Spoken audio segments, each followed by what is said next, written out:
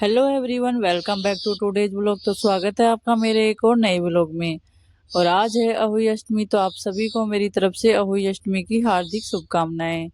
ये मेहंदी की क्लिप छोटी सी मैंने रात को ही ले ली थी। और प्रभास कह रहा था कि मम्मा मैं लगाऊंगा आज आपको मेहंदी, इसमें मैं लिखूंगा प्रभास की मम्मा। उसने कोशिश तो खूब की थी लेकिन उससे नहीं हो पाया था। फिर मैंने कहा था कोई बात नहीं बेटा, नहीं हुआ तो बच्चे का हौसला बढ़ाना चाहिए, ऐसे दुखी नहीं होना हो जिससे उसका मन। फिर ये नेक्स्ट डे मम्मी हो गई थी नहा धो करके रेडी कहानी सुनाने के लिए।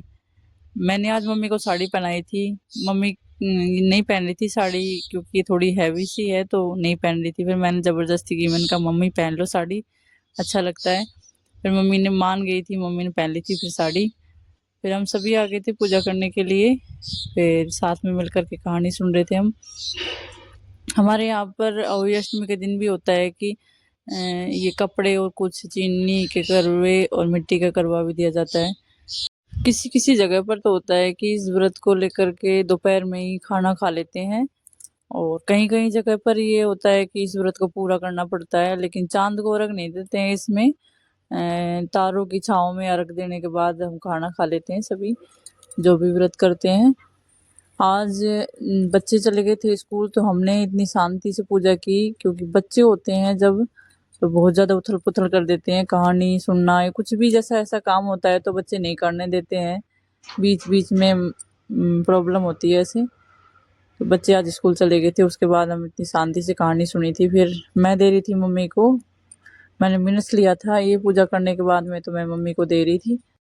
मेरा गांव राजस्थान में है तो मेरे गांव की साइड में तो ये व्रत नहीं होता है।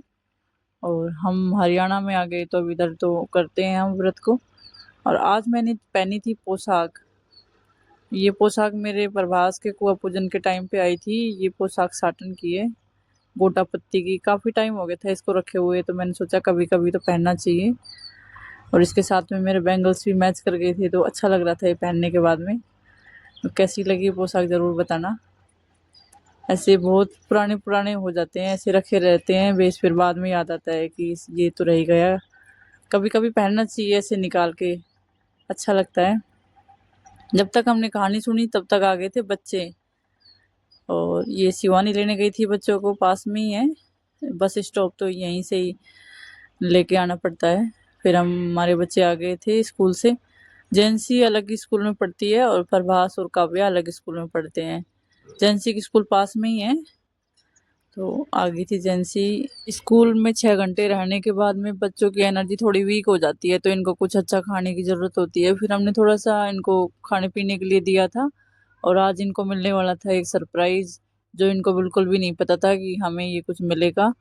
इनका बैग हो रखा था ख़राब, थोड़ा सा छोटा हो गया था, मतलब कि सिलेबस कुछ ज़्यादा बढ़ गया था और बैग छोटा होता जा रहा था। तो फिर इनके लिए सोचा कि बैग ले आते हैं, तो इनको बैग लेके आ गए थे। अब इनकी खुशी का ठिकाना देखो, कुछ पता ही नहीं है, इतनी ज़्यादा खुश हो रही हैं। अब दोनों देख रही हैं कि पहले कौन सा मैं लूँ और वो कह रही है कि पहले मैं कौन सा लूँ। कि खुशी का कोई ठिकाना नहीं है।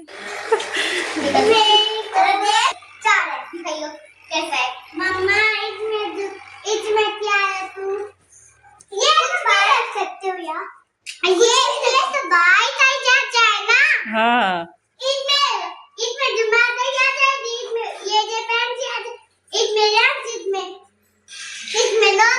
हाँ हाँ, वो तो आ जाएगी।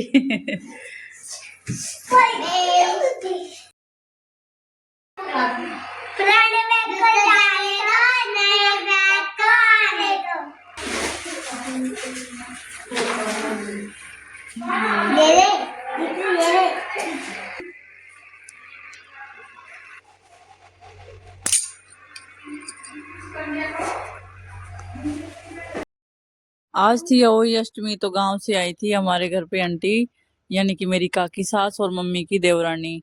तो व्रत करने के बाद में जो मिनसा हुआ होता है वो अपने से बड़ों को देते हैं। तो हमारी ये आंटी है मम्मी से छोटी, तो मम्मी को ही देती है हर बार। मम्मी और आंटी कई दिनों के बाद में मिली थी तो दोनों बैठकर गप्पे लड़ाने लगी जब तक हमने इनके लिए चाय रेडी की। मैं चाय देने के बाद में अब मैंने थोड़ी सी मलाई जमा रखी थी, क्योंकि हमारे दूध, हम 4 किलो दूध लेते हैं तो उसमें मलाई आ जाती है। और मलाई कोई खाता नहीं है तो मैं उसको इकट्ठी करती रहती हूँ और लूनी घी बना लेती हूँ। मैं अपने बच्चों को लूनी घी देती हूँ। कभी कभी नहीं होता है तो ऐसा दूसरा घी देती हूँ, नहीं तो मैं यही देती हूँ। वीडियो पसंद आए तो शेयर करना, लाइक और चैनल को सब्सक्राइब जरूर करना। Thank you.